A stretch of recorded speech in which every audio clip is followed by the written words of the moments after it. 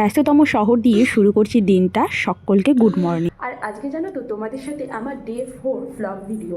আমি তো 28 ডেজের চ্যালেঞ্জ নিয়েছি। জানি না আমি প্রতিদিন তোমাদের সাথে ব্লগ শেয়ার করতে পারবো কি না, কিন্তু আমি চেষ্টা করছি রোজ কিছু না কিছু তোমাদের সাথে আমার ডেলি লাইফস্টাইলের মধ্যে তোমাদেরকে কিছুটা শেয়ার করার জন্য।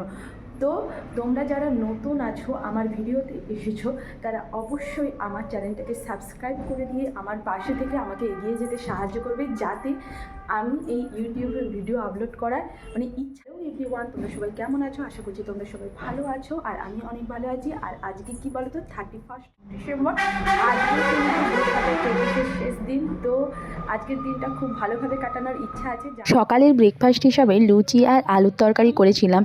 পরে দুপুরের খাওয়া শেষ করে একটু ছাদে গিয়েছিলাম রোদে বসার জন্য।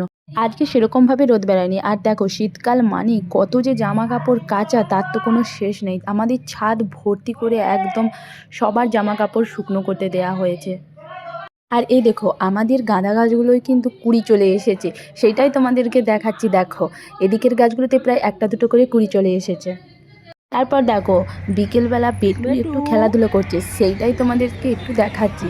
এই দেখো, ও ছাদে এসলে এত ভালোভাবে খেলে না, যে ছাদ থেকে নিচে নামতেই চায় না। অনেকটা বড় জায়গা পেয়ে যায়, তাই সেখানে খেলতেও খুব ভালো লাগে। আর এই দিকের গাঁদা গাছগুলোই দেখো, এখনও কিন্তু কুঁড়ি আসেনি। এই টবটায়, এর পাশের যে টবটা আছে সেইটাতেও আসেনি।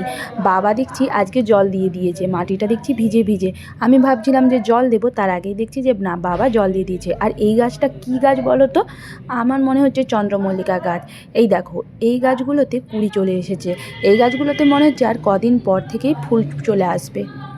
আর আজকে ভেবেছিলাম একটু বাইরে কোথাও, মানে আমার বাড়ির কাছাকাছি কোথাও একটু বিকেলের দিকে ঘুরতে যাবো, সেটা তো আর হলো না। আর এমনিতেও আজকে সারাদিনটা ভেবেছিলাম খুব ভালোভাবে আনন্দ করে কাটাবো, কিন্তু সেটাও হলো না। আজকে না একটু মন খারাপের মধ্য দিয়ে কাটাতে হয়েছে। মানে আমার সাথে একটু দিদির ঝামেলা হয়ে গেছে। আর এই দেখো, মাঠে আমাদের বিকেলবেলা ফুটবল খেলা হচ্ছে। এখানে এই দেখো, 2 লক্ষ টাকার একটা ফুটবল ম্যাচ রয়েছে। তার জন্যই জোর কদমে এরা কিন্তু প্র্যাকটিস করছে। এটা কবে হবে ঠিক জানি না, কিন্তু এই খেলাটা হওয়ার জন্যই এখন প্রতিদিন দেখি এরা প্র্যাকটিস করতে আসে। তারপর সন্ধ্যেবেলা দেখো, আমি ভাত আর আলু ভাজা, বেগুন ভাজা, সবজি সব রকমের ভাজা নিয়ে বসে পড়েছি।